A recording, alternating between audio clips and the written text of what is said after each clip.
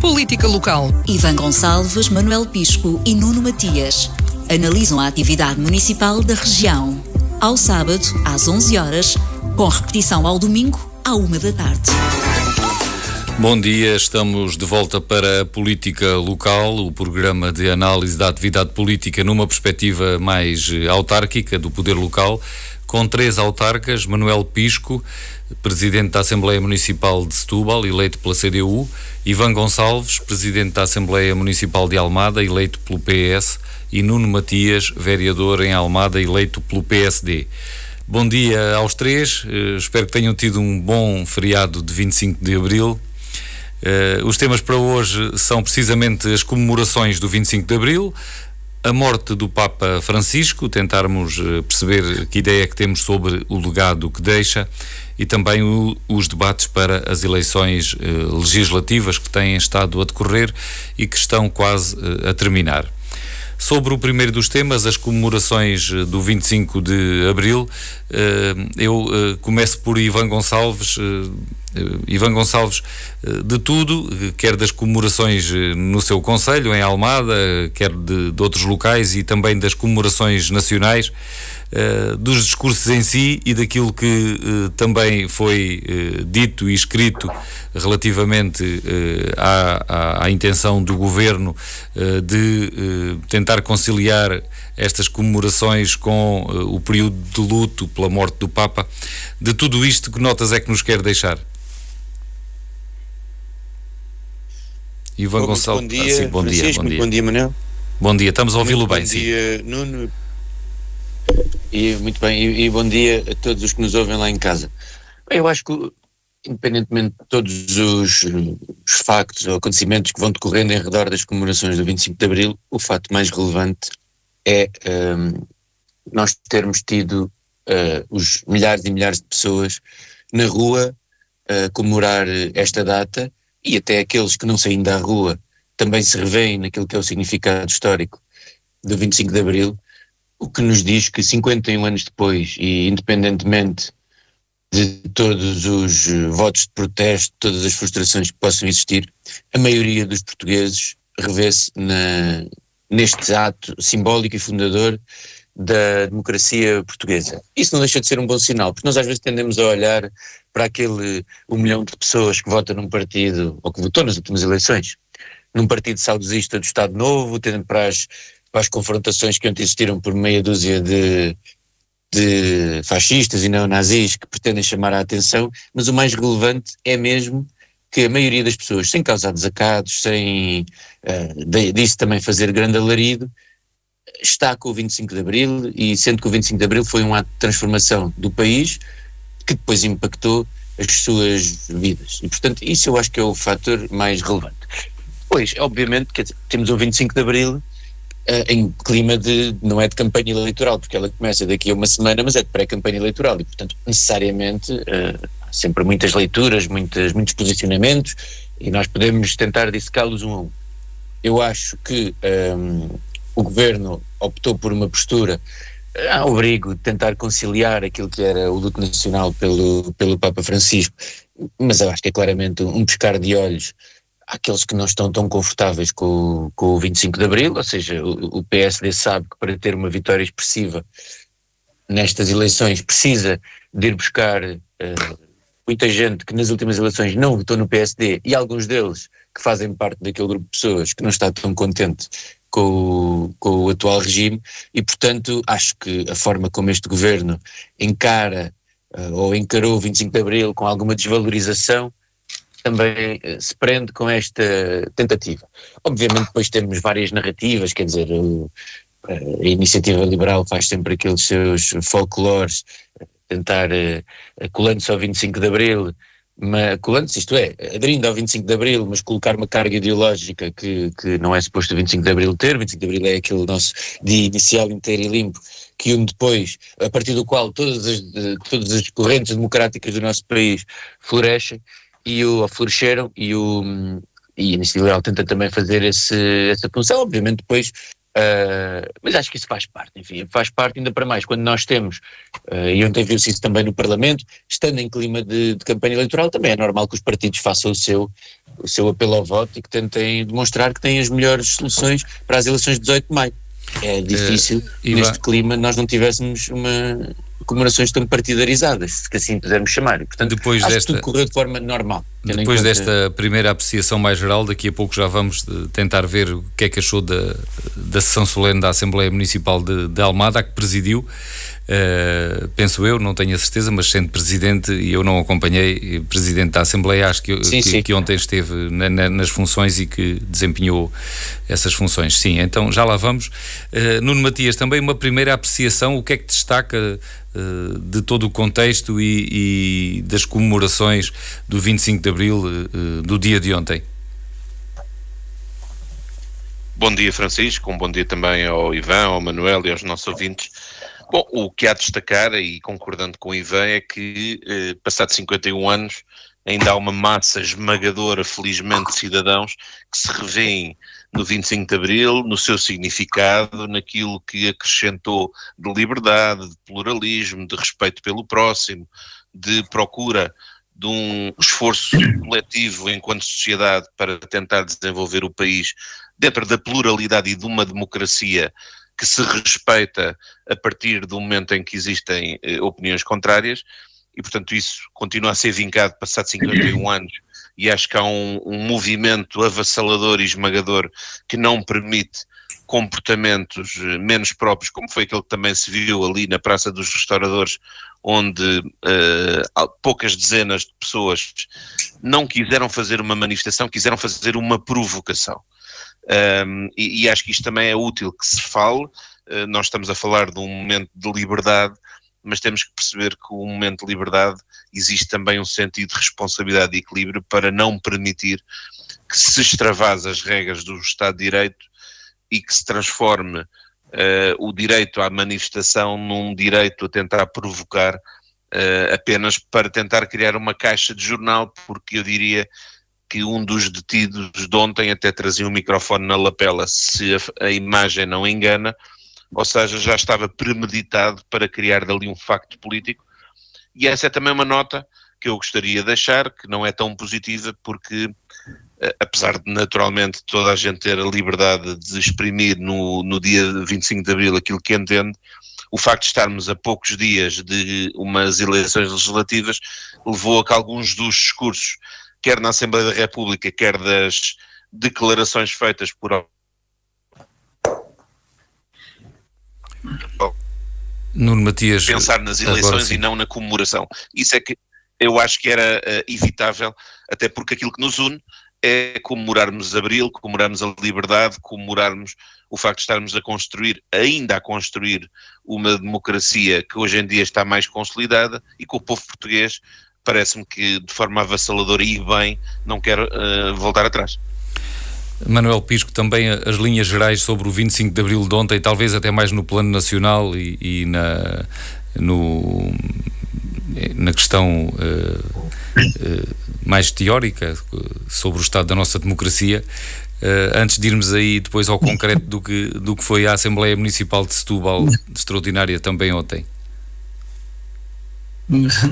Bom dia a todos, o Ivan, Nuno e ao Francisco.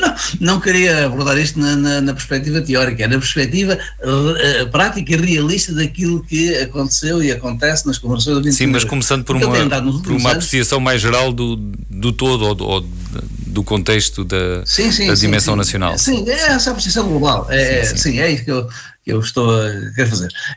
Eu tenho andado nos últimos anos a bater na tecla, a insistir na necessidade da transmissão de geração a geração dos valores, das ideias e da história do 25 de Abril, porque para a juventude de hoje o 25 de Abril é história, não o viveram, não é?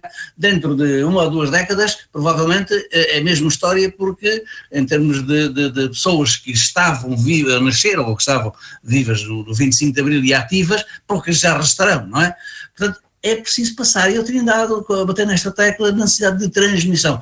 Aquilo que via, primeiro facto que me anima nestas comemorações é, quer naquilo que se viu na Avenida Liberdade de Lisboa, quer nas comemorações locais, quer aquilo que eu assisti no espetáculo de 24 de Abril em Setúbal, é a juventude em massa que está a tomar nas mãos a comemoração do 25 de Abril e a perceber o 25 de Abril. E é preciso que se mantenha a liberdade para todos, que haja democracia e que haja planos de funcionamento social e político em que todos tenham a igualdade de regras e de armas. E essa mensagem está a passar. Essa é a grande mensagem e nos 51 anos eu acho que nós, por este facto, devemos estar... eu estou de alguma forma satisfeito com isso e essa é a primeira tónica. É claro que depois tem um contraponto, não é? Aqueles que nunca foram ou nunca se sentiram favoráveis ao do 25 de Abril foram sempre contra. Não é a primeira vez que o fazem, mas desta vez, com a horas da televisão em simultâneo em todos os canais, tiveram a sua manifestação contrária ao 25 de Abril. São contra o 25 de Abril e depois arranjam um pretexto qualquer para expressar os seus ódios que os fazem tentar destoar. O 25 de Abril no plano político é adotado hoje por todos, exceto por uma força política, não é? Que é os amigos do Chega, não é? Amigos entre aspas, amigos nem deles próprios, eu acho que eles são amigos. Mas só o Chega é que está fora do plano de igualdade das forças políticas, de reconhecimento dos valores e da necessidade de manter este patamar de igualdade de direitos sociais e políticos que todos os partidos aceitam. Menos o Chega, que como também está contra o 25 de Abril, a forma que tem de dizer o seu dizer é escolher uma outra data para comemorar. Para eles o 25 de Abril é o 25 de Novembro, não entendendo sequer que é uma das etapas da construção democrática após 25 de Abril, dessas tais portas que Abril abriu. O 25 de Abril foi uma grande comemoração nestes 51 anos de comemorações de 25 de Abril. Esta passagem do meio século com o ano comemorativo do cinquentenário, que começou o ano passado, está-se a fazer bem feito, e a minha grande satisfação é essa. A juventude, os jovens, as novas gerações estão mesmo a abraçar o 25 de Abril. E isso é uma esperança para o futuro muito significativa. Mas estão a abraçar, retirando a parte da participação no desfile da Avenida da Liberdade, que já não é pouco, a participação dos jovens é sobretudo na festa, na parte dos concertos que a Generalidade das Autarquias promovem. Não, vamos antes a isso, sim, eu já podia ter colocado aí os pesos e contrapesos disso. Antes das festas, não é só porque há festas ou que se põe um artista de que os jovens gostam. Há um trabalho que isso também é preciso reconhecer, que é feito na escola. A escola também tem, mesmo sem ser diretamente a fazer alergias ao 25 de Abril, naquelas áreas disciplinares de cidadania, nos trabalhos interdisciplinares, a escola tem feito algum trabalho de transmissão dos valores, das ideias e da história do 25 de Abril. E os alunos nas escolas sabem o que é por aí, não é porque vão a um espetáculo. Eles vão ao espetáculo porque têm já algumas noções ganhas. E, portanto, a transmissão familiar, a transmissão escolar tem feito algum efeito nesta, que é absolutamente necessária, não será perfeitamente, da melhor forma certamente, haverá sempre aperfeiçoamentos, mas algum trabalho tem sido feito e a juventude compreende esse enquadramento de transição histórica da ditadura para a democracia que foi feita pelo 25 de Abril. E é esse o aspecto que eu dou valor. Depois, consequentemente, eles aparecem nos espetáculos, nas manifestações, no desfile, mas eles estão lá por convicção em relação às aquelas ideias de fundo que o 25 de Abril consagrou. Entretanto, o episódio de ontem no Martim Muniz leva-nos a pensar, pelo menos a mim, que nós já temos o Chega, já nos queixamos da extrema-direita, já há ameaças e riscos com esse partido, com o desempenho que tem tido eleitoralmente, mas entretanto vimos ali ontem no Martim Muniz outros movimentos mais radicais e que podem estar também, estão a emergir, mas que podem estar a ganhar força, a ganhar tração em Portugal e que torna a coisa ainda mais assustadora. Manuel Pisco, também concorda com isto ou não? Não são novos, não são os mesmos de sempre. Não, mas por exemplo o movimento ERG, que tem agora um representante que é uma figura nacional Já não foi a primeira vez que lhe foi dada a ordem de detenção. Portanto, o Mário Machado, quem é que não sabe que o Mário Machado... Portanto, não há novos elementos a juntarem-se a estes auto-excluídos do sistema. Os novos elementos são até pessoais. O caso do antigo juiz, que agora assume uma posição de liderança nestes movimentos, junta-se a Mário Machado, cujo alcance já percebemos que provavelmente não passa daquilo, porque já há umas décadas que anda por cá, mas agora temos o Ergt, que é novo, e esta nova figura também, que não sabemos que projeção é que vai conseguir atingir. Não, é o mesmo um punhado de protagonistas e de pessoas, não fica preocupado por aí não. Não há novas. Sim. Não. Manuel Pisco. São os mesmos. Agora, claro que depois a gente vive numa era da comunicação, e se há 4 ou 5 canais a darem os mesmos fatos, a ampliação é enorme, é evidente. Não estou aqui a inculpar a comunicação social, mas é evidente. Uma pequena coisa, uma televisão é uma lupa, faz uma ampliação para a opinião pública de uma massa de audiências enorme, de uma coisa que pode não ter significado nenhum. É daí que vive o sensacionalismo de alguns canais de televisão e jornais, não é? E essas coisas que depois também... Manuel Pisco, já agora vamos perguntar também a Iva Gonçalves relativamente a isto que estávamos a falar agora mesmo, qual é a sua opinião? Temos novos movimentos a emergir e podem tornar-se ameaçadores, ou concorda com o Manuel Pisco de que não será muito mais do que já tínhamos? Não, eu não acho que se deva diferenciar, porque estes movimentos têm todos a mesma origem. O Chega, o Ergt, são todos faces da mesma moeda.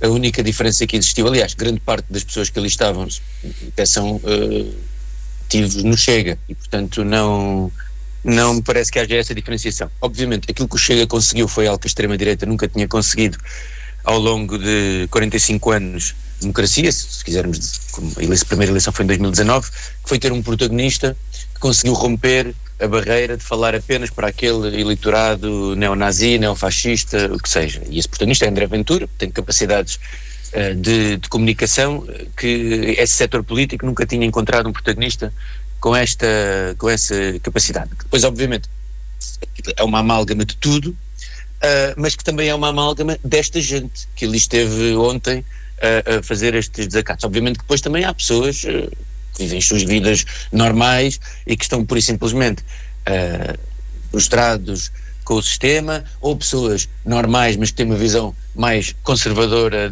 da sociedade e depois acabam por aderir ao Chega pelas mais diversas razões, como todos os movimentos de extrema-direita por essa Europa fora. E depois também há o fenómeno que existe também por toda a Europa fora, que é, atrás destes partidos de extrema-direita populista, aparecem outros ainda mais extremistas, porque os primeiros abrem caminho aos segundos. Agora, não caio no erro de tratar isto como movimentos separados, porque não são, quer dizer, a raiz é a mesma. Quem lança persistentemente na opinião pública a narrativa de que Portugal está um caos, de que a imigração, de que os portugueses estão a ser substituídos por imigrantes estrangeiros, ou do descontrolo das nossas fronteiras, é o Chega que traz essa narrativa para o mainstream político, e obviamente que depois ele é aproveitado, e não me parece que o Ergt ou o ADN ou esses partidos tenham sequer grande relevância depois neste ecossistema. Agora, toda esta receita nós já a vimos acontecer no passado diversas vezes, e não precisamos de ir muito mais longe àquilo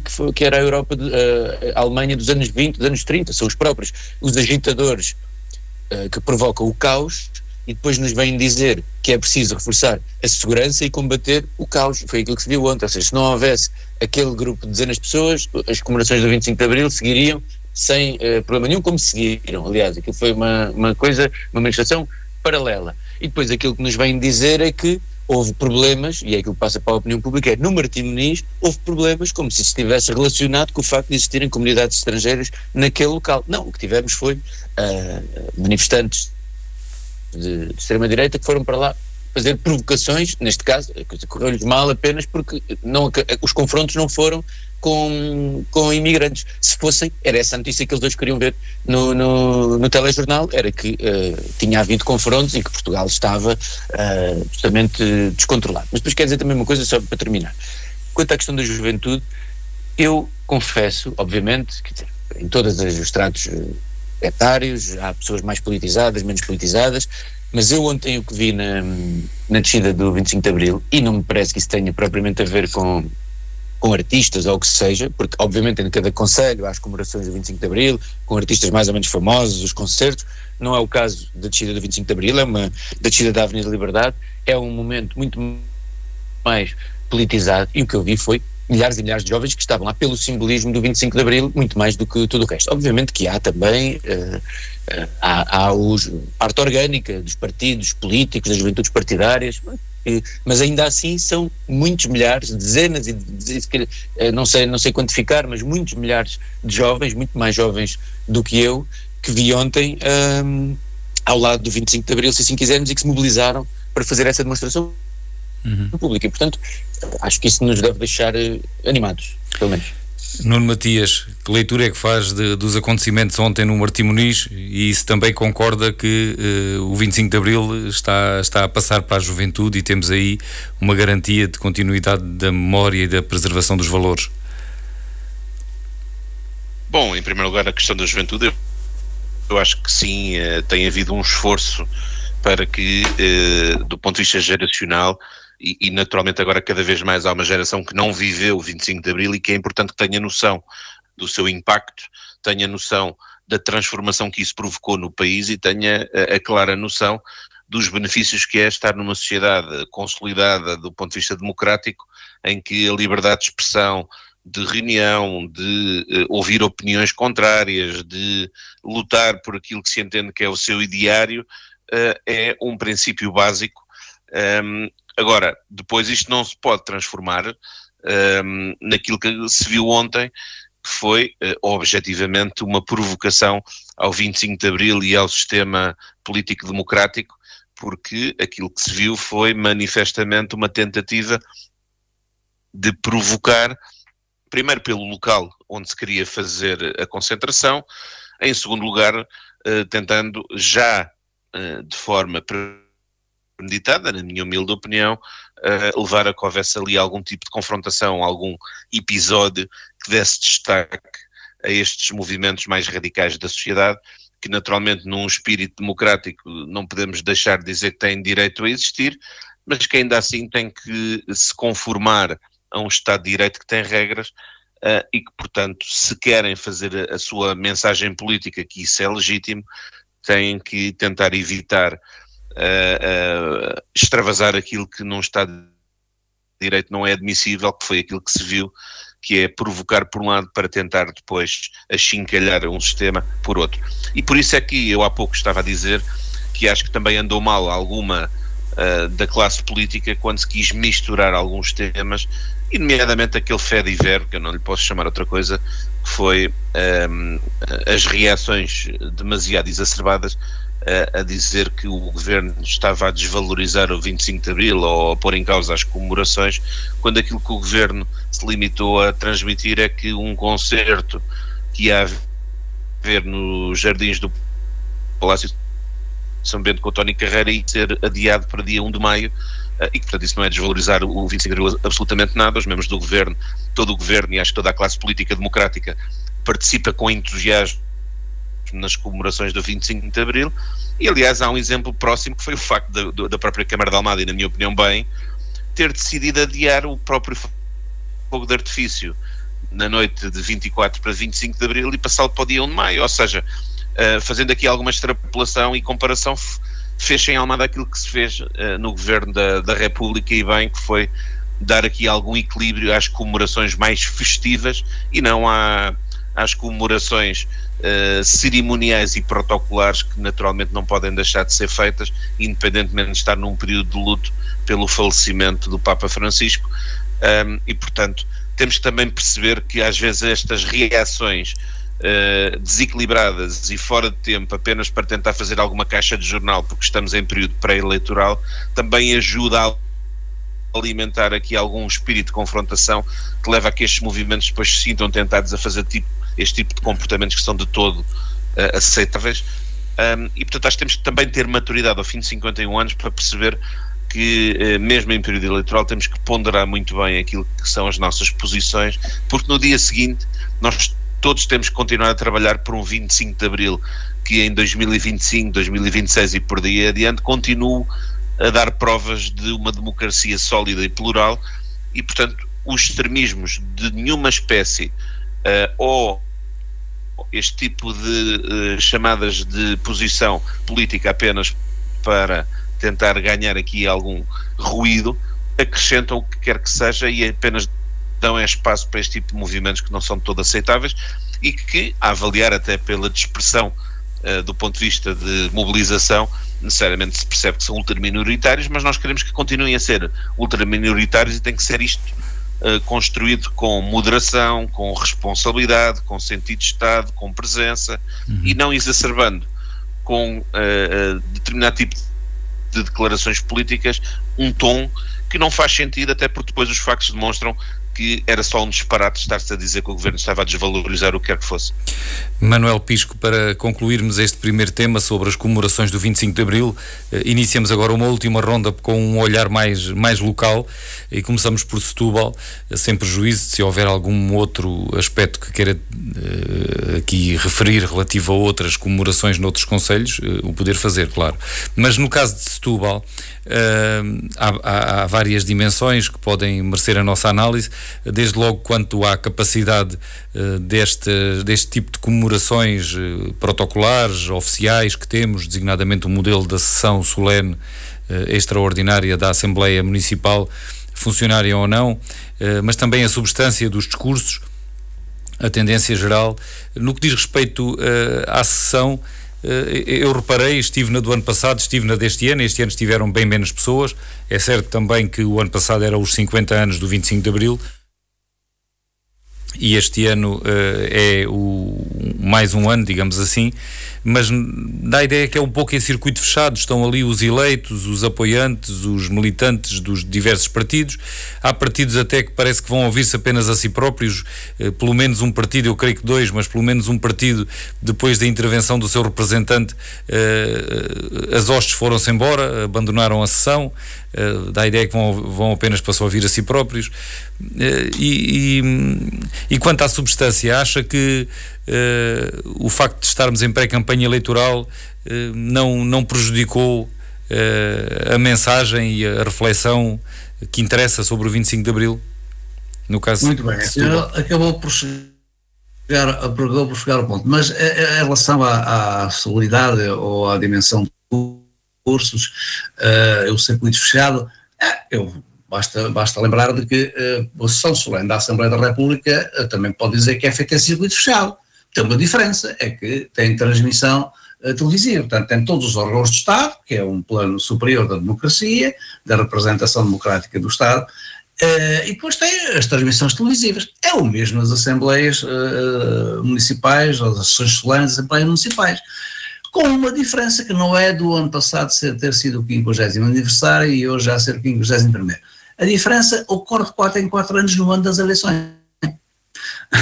Se tem estado atento, ou se tem acompanhado ao longo do tempo, o que acontece sempre é que no ano em que o 25 de Abril, em que há eleições, né, nas comemorações do 25 de Abril, tem sempre uma redução de participantes dos concorrentes, da concorrência.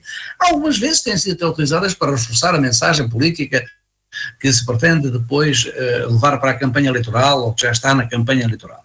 Mas é esse o fenómeno que faz a reduzir alguma participação. Houve, de facto, algumas pessoas que abandonaram, talvez aquelas que seriam mais, por exemplo, o objeto de grande parte do discurso que fiz, que era dirigido àquelas pessoas que se julgam de extrema-direita com direito a pôr tudo em causa, e essas abandonaram a sessão sem me ter apercebido antes, não sei, espero que não tenham ido para o churrasco do Martim Muniz, não é? Mas se quanto a isso, diria que é a sessão formal que tem que ser feita, não é possível comemorar o 25 de Abril sem que aqueles que adquiriram o direito à existência política, que são os partidos, tenham a oportunidade de se expressar sobre o 25 de Abril. Essa formalidade é praticamente inamovível, tem que ser feita. E cada um coloca a sua perspectiva e coloca os seus anseios e fará também o reforço das posições, exprimirá o reforço das posições que quer fazer valer na sua atividade política. É o normal do funcionamento. Agora, acontece isso de facto, isso eu já previa, já sabia que ia acontecer isso, porque aconteceu assim há 4 anos atrás, há 8 anos atrás, há 16 anos atrás, quando há eleições, o acompanhamento das oposições é mais enfraquecido. Mas não foi o caso deste bloco, estiveram lá todos representados, mas não tantas pessoas, e porque até julgo, pareceu-me pelo clima das conversas de corredor, das conversas de rua, de que havia uma grande expectativa na manifestação de Lisboa, e muita gente que saiu dali para ir à manifestação para Lisboa, e julgo que esse fator também poderá ter cumprido, porque não tivéssemos uma casa cheia, uma sala cheia como o ano passado, há 2 ou há 3 anos aconteceu. Mas é apenas a leitura que eu faço desta situação, que ocorre sempre que há eleições e há participação. E já quanto à substância, aos discursos. E agora pedia-lhe que fosse mais rápido, porque o tempo está a passar, ainda temos que concluir esta ronda com o Ivan e com o Nuno Matias. Sobre os discursos, houve uma contaminação da reflexão sobre o 25 de Abril por causa da campanha eleitoral? No caso de Setúbal, os discursos foram feitos por cada uma das forças políticas, foram menos, como é que eu ia dizer, foram menos vincadamente diferentes do que costuma ser habitual. Ou seja, houve alguma mescla bem feita entre a observação local, entre o posicionamento sobre a política local, na autarquia, e sobre a situação geral no país, sobretudo no país, sem grandes observações. Eu procurei depois fazer um enquadramento mais global, e aí já fiz um enquadramento que é o conhecimento do país em relação à situação geral, mas já não tive a tocar em questões locais. Mas as mensagens, julgo que foram, até se evitou aquilo que algumas vezes, aquelas picardias de mandar recados de uma oposição para a maioria, da maioria para a oposição, também não se caiu no eleitoralismo, sim. Muito bem. Não houve manifestações assim. Ivan Gonçalves, olhando para a sessão solene da Assembleia Municipal de Almada, qual é a sua opinião sobre a forma como correu, ou o que é que gostaria de destacar? Bom, eu estava a ouvir aquilo que são as preocupações, as vossas preocupações sobre o que se passou em Setúbal. Diria que em Almada é relativamente diferente, talvez os modos de funcionamento, mas o Nuno Matias também esteve e terá a sua interpretação dos factos, que ele a seguir também nos trará. Eu acho que a sessão solene correu bastante bem. Não vou qualificar as intervenções, quer dizer, cada partido faz as intervenções que quer fazer, esse é o espaço da normal, da liberdade, e da liberdade todos os dias do funcionamento da Assembleia Municipal. Neste caso em particular, quer dizer, no 25 de Abril, é natural que cada um faça as intervenções mais ou menos partidarizadas, de acordo com aquilo que for a sua vontade. Estranhamente, na minha opinião, nem senti que o clima de campanha eleitoral, e temos 2 eleições legislativas daqui a um mês, a menos de um mês, e eleições autárquicas daqui a menos de 6 meses, não senti que esse clima eleitoral afetasse de sobremaneira as intervenções da sessão solene. Antes, pelo contrário, até foram, diria que a maioria delas, sobre aquilo que são os resultados do 25 de Abril, a revolução em si, e aquilo que cada partido naturalmente entende que deve ser o futuro do Conselho, e portanto aí nada de novo. Acho que quem visse esta sessão podia tê-la vista há um ano atrás, enfim, não senti.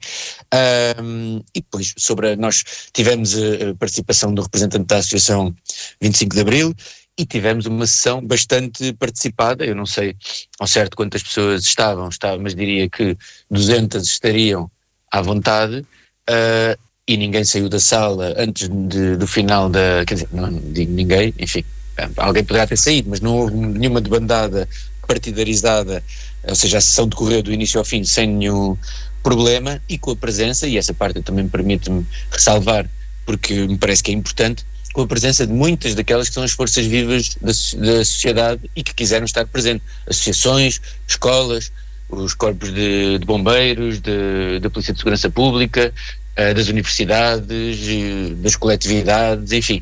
Nós temos também a circunstância de que a sessão solene antecede o desfile do movimento associativo do Conselho, e portanto grande parte dos dirigentes do movimento associativo muitas vezes acabam por não participar na sessão solene porque estão já a preparar aquele que será o desfile que decorrerá daí a alguns minutos, mas tivemos uma sala muito cheia que depois se complementou com essas comemorações populares, com mais uns milhares de pessoas na rua, e portanto eu acho que o balanço é muito, muito positivo, mas enfim, mas é a minha visão sobre o tema. E pode ser visto, e isso também me parece que é relevante, pode ser também visto, as sessões da Assembleia Municipal são todas transmitidas em streaming. No YouTube. Sim. Esta em particular pode ser vista no YouTube. Exatamente. Vou passar já ao Nuno Matias, só fazer aqui um à parte para deixar claro, não vai ficar a dúvida. Eu há pouco falei da adesão à sessão solene em Setúbal e posso ter passado a ideia de que foi uma coisa muito reduzida, mas pelo que Ivan Gonçalves estava a dizer, dá-me a ideia que a de Setúbal não teve menos participação na sessão solene do que a de Almada, porque trata-se de uma sala com 650 lugares e que tinha muita gente, não estava, era completamente cheia, mas menos do que as que tiveram na sessão solene de Almada provavelmente não terá tido. Nuno Matias, e que apreciação é que faz das comemorações em Almada, que seguiu com certeza, que notas é que nos quer deixar sobre isso? Bom, foram as comemorações habituais e normais que têm esta abordagem, como o Ivan acabou de transmitir, que passa por uma sessão extraordinária da Assembleia Municipal, com os discursos que foram também em linha com aquilo que também é habitual.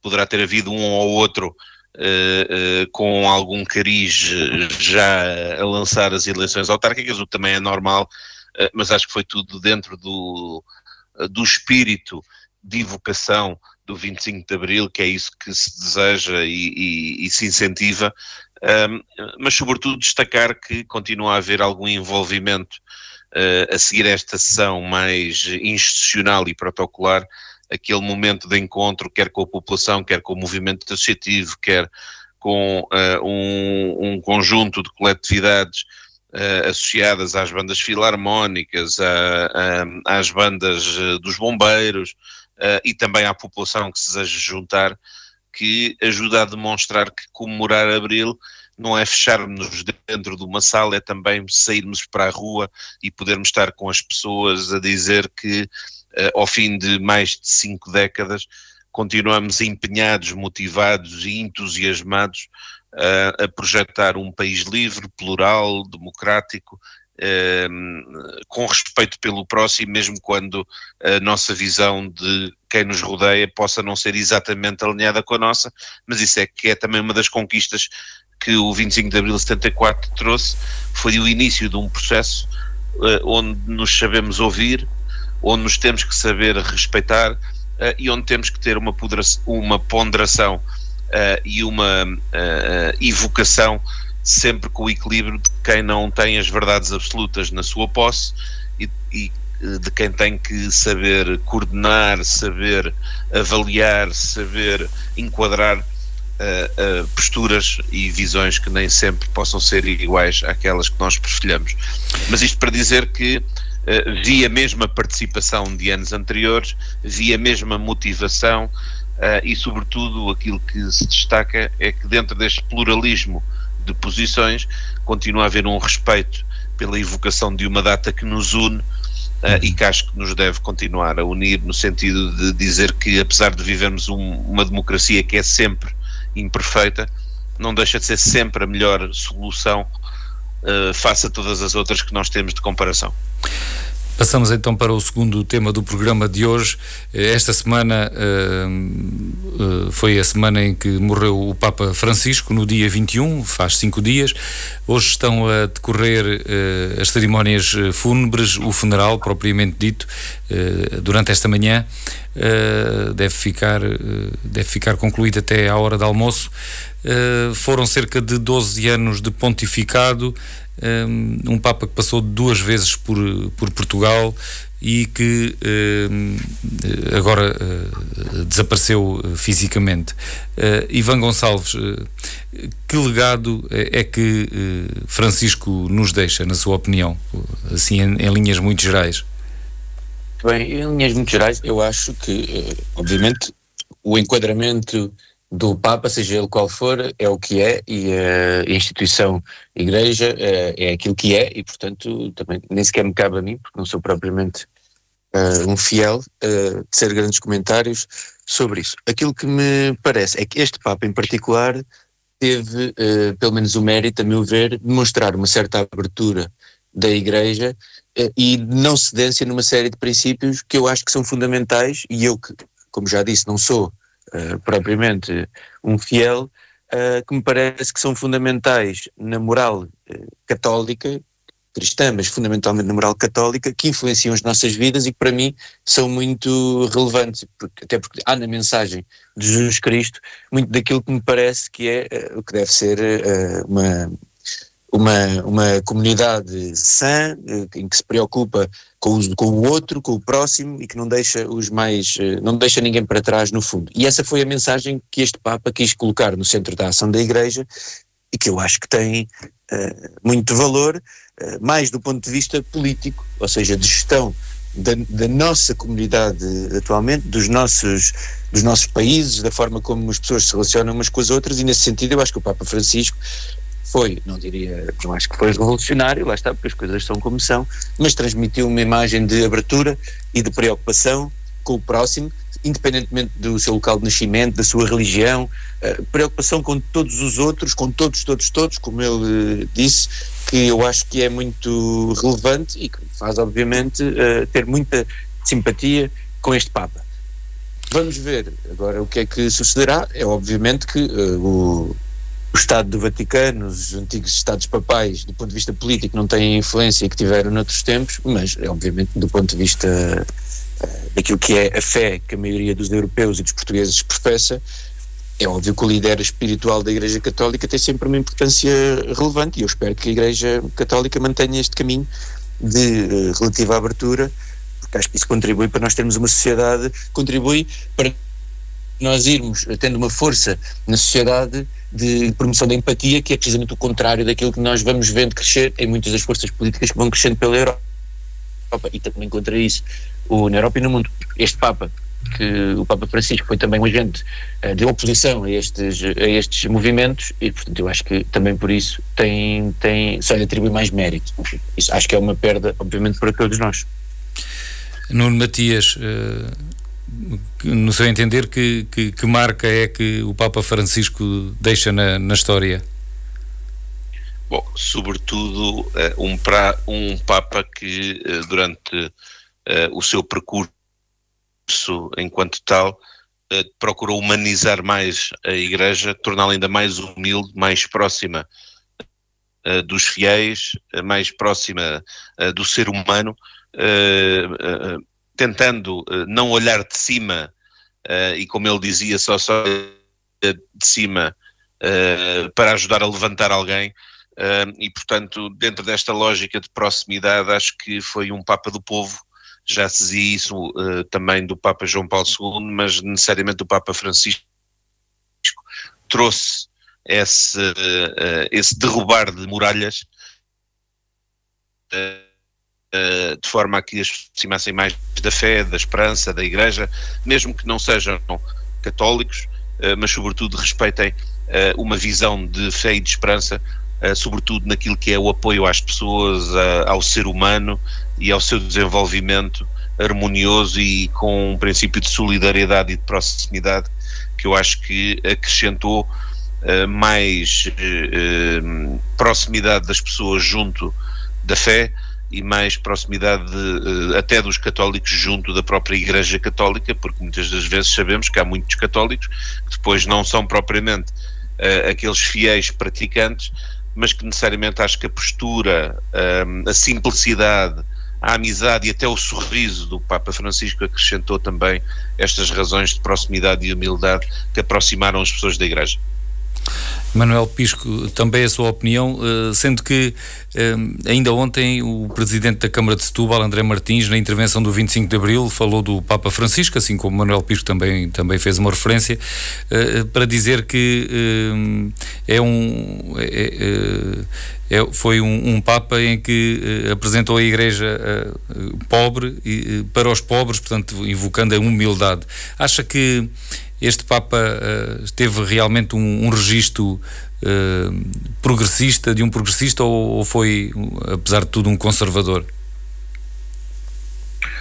Não, eu acho que a principal marca deste Papa, que talvez se venha a perceber melhor mais à frente no futuro, porque é preciso reconhecer que ele procurou romper precisamente com o tradicional conservadorismo e até com a ostentação da Igreja, aproximando o discurso da Igreja Católica à vida real das pessoas e, sobretudo, às pessoas carenciadas e aos que ficam sempre excluídos. E este Papa fez isto sinceramente, toda a gente se apercebeu disso.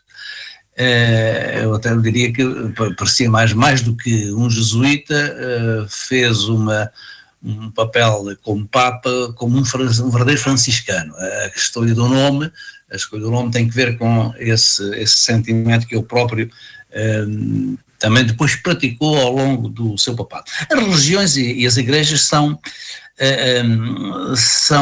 impérios do imaginário. As religiões teístas, como o cristianismo e o islamismo, ou o budismo, com os seus devas e os bodhisattvas e os animalismos que acham que todas as coisas têm espíritos, todas as religiões e igrejas têm um papel na sociedade humana global que é o papel de fazer a fixação formal de ideias, ideais e de comportamentos que dão sentido à vida. As pessoas precisam de um sentido para a vida. As igrejas, as religiões fazem esse papel, fixam ideários que dão sentido à vida e regras de conduta, não é? Era o melhor que se deviam comportar todas as pessoas, em geral as igrejas. Este Papa teve um papel importante também nessa aproximação das igrejas, sendo diferentes, sendo causadoras, ou sendo, em nome das quais religiões se têm feito ao longo da história mortandades e guerras imensas, basta lembrarmos do tempo das cruzadas e coisas que o valham, não é? Tem sido sempre um motivo de guerras, mas isso não retira este papel de ideário da humanidade, porque a humanidade tem que se sentir à parte do mundo animalesco. Como pessoas, os humanos querem se distinguir do animalesco e por isso têm que escolher regras de conduta e sentidos para a vida. E o Papa Francisco, creio que fez esse papel, aproximando a Igreja da realidade. Aquela opção, em vez do luxo do Vaticano, do trono de ouro, as cadeiras simples, provavelmente irá ter um funeral com mais luxo do que toda a vida do seu papado teve, não é? Mas é nesse sentido, e esse sentido, vamos lá, todos nós temos uma cultura de base cristã, esse sentido é o sentido cristão que a Igreja sempre deve ter. Sempre deve ter. Seja qual for a igreja, mas a católica, a religião cristã e católica, seja católica ou protestante, as religiões cristãs devem ter sempre esse sentido muito humano. Eu acho que este Papa recentrou um pouco, ou tentou recentrar, agora vamos ver, depende agora da evolução e dos próximos Papas, mas tentou recentrar a Igreja na humanidade, e não apenas no ritual, e não apenas no glamouroso daquele luxo da Igreja que é tão contrário à mensagem inicial do Cristo, da pobreza e da irmandade e do amor ao próximo, não é? E a Igreja tem-se mantido ao longo dos séculos na base esta, como as igrejas ortodoxas cristãs, a católica e as ortodoxas, têm feito corresponder ao poder das ideias com uma expressão de luxo máximo. Este Papa pôs tudo isso de lado e procurou apenas dar um sentido ao trabalho da Igreja de apoio aos desfavorecidos, de apoio à pobreza, e denunciou, esta foi a grande novidade, denunciou pela primeira vez as causas da coisa e disse que a economia que temos mata. Este Papa teve a coragem de dizer esta frase, esta economia das desigualdades, da exclusão, que vigora no mundo há muito tempo, há muitos séculos, não é? Porque o ideário do comunismo ficou na utopia, não é? Ficou-se nas utopias, nunca se conseguiu a sociedade de igualdade para todos. Portanto, apesar de, em termos de expressão e revolta social, revoluções, expressão social e depois continuação, sucessão em formações políticas, o ideal comunista também existiu no plano político. Mas quem faz a interpretação, eu recordo nesta coisa uma primeira conversa com o bispo Dom Manuel Martins, enquanto eu era sindicalista em Setúbal, nos anos críticos em que as fábricas estavam a desaparecer, em que não se pagavam salários, as bandeiras negras da fome em Setúbal e salários entrados, e eu estive numa delegação dos sindicatos que foram desafiar o bispo Dom Manuel Martins a pronunciar-se sobre a situação social. E foi esse momento que levou o bispo, depois alguns apelidaram no bispo vermelho, só porque se pronunciou contra a desgraça social que existia, mas esse é o sentido. O que eu recordo é que a primeira frase que o bispo Dom Manuel Martins disse para os sindicalistas, me disse na minha cara, foi: vocês são dos sindicatos e vocês, alguns sois comunistas, não é? Pois, vocês sabem quem foi o primeiro comunista? Foi Jesus Cristo, sabem disso. Este sentido, sem estas palavras, este sentido da Igreja para os pobres, este Papa Francisco conseguiu fazer um ministério papal com essa realidade. É isto a marca da diferença, e conseguiu pela primeira vez, há outras, na história da Igreja, encíclicas que têm mais ou menos claramente apontado os desmandos de uma economia, é a economia da ganância, não é? É a economia dos pecados, alguns são mortais, outros são venais, mas são os pecados que a Igreja também combate. Mas nunca nenhum Papa tinha dito que temos a miséria que temos no mundo porque temos a funcionar uma economia que mata. Isso distingue um Papa. Já temos aqui poucos minutos, não sei se o Ivan Gonçalves ou o Nuno Matias querem dizer mais alguma coisa sobre este tema do legado que nos deixa o Papa Francisco. Presumo que não, pelo menos têm os microfones desligados. Passamos para o terceiro e último tema, embora já com pouco tempo, mas é capaz de dar para 2 minutos a cada um. As legislativas, no fundo, os debates que estão a decorrer. Na segunda-feira vai haver então aquele que é considerado o maior dos debates, ou que suscitará mais interesse, por ser entre os dois candidatos com melhor hipótese de serem eleitos primeiro-ministro, o líder do PSD, Luís Montenegro, e o líder do PS, Pedro Nuno Santos. É na segunda-feira, à hora do telejornal, e nesse dia também, já agora dizer, a Popular FM e o Setubalense promovem o debate regional com os cabeças de lista do distrito de Setúbal. Vai ser no Cineteatro São João, em Palmela, segunda-feira, a partir das 9 da noite. Vamos provavelmente começar às 9h30 da noite, para dar tempo de terminar o debate na televisão, e depois também transmitiremos em streaming o debate em Palmela.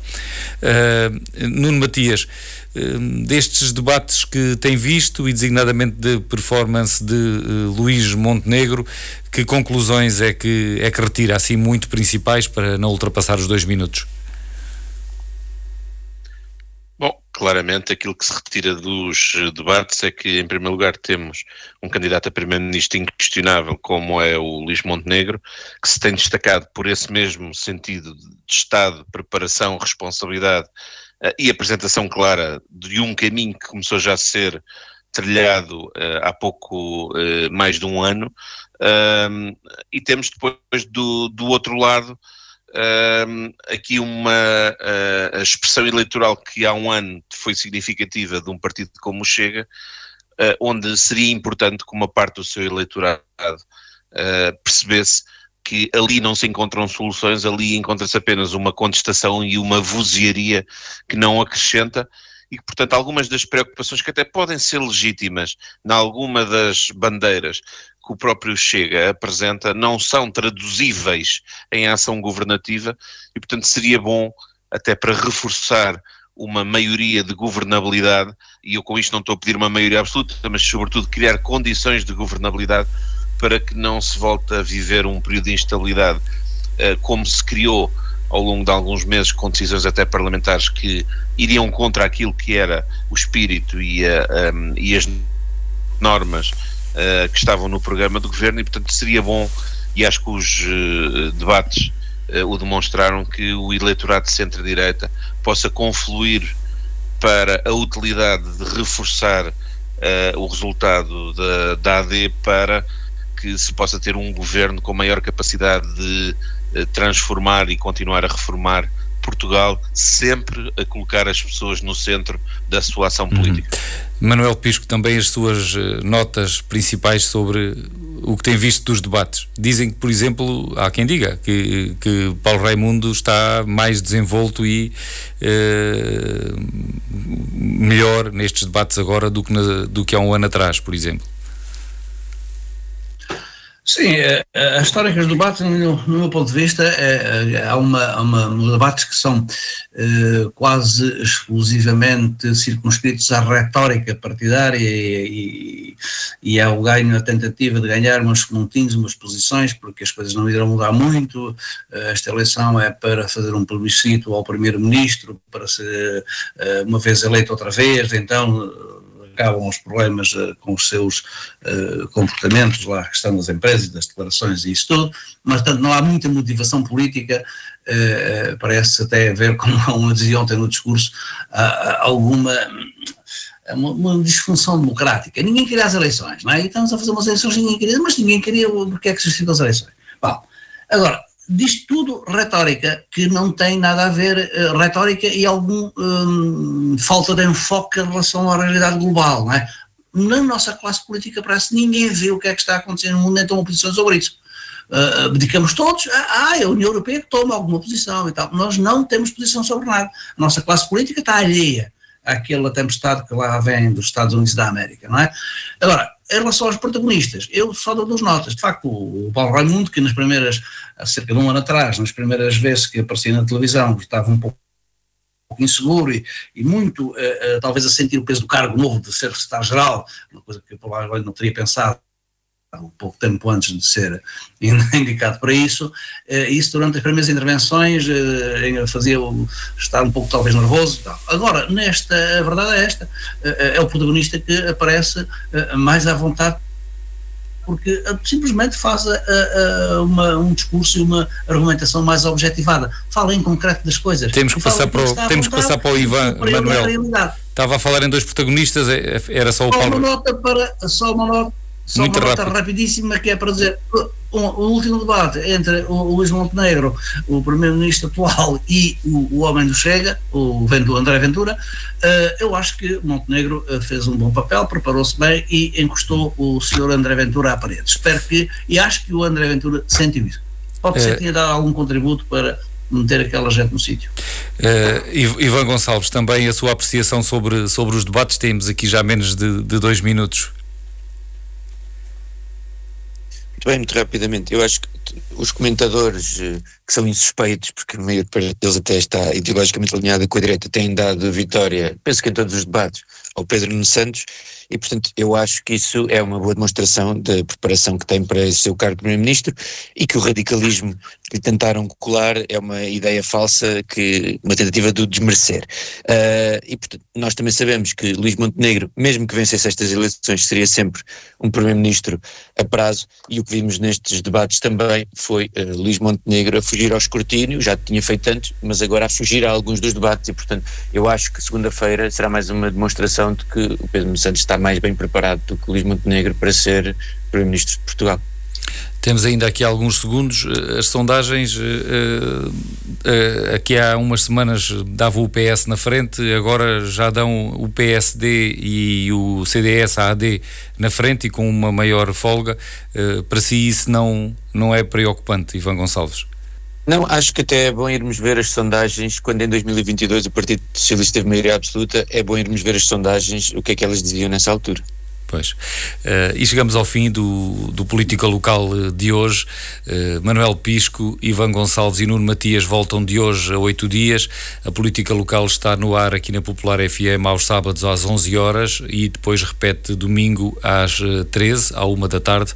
Voltamos de hoje a 8 dias e o programa fica também disponível nas habituais plataformas de podcast. Boa tarde aos três e boa tarde também aos ouvintes. Boa semana.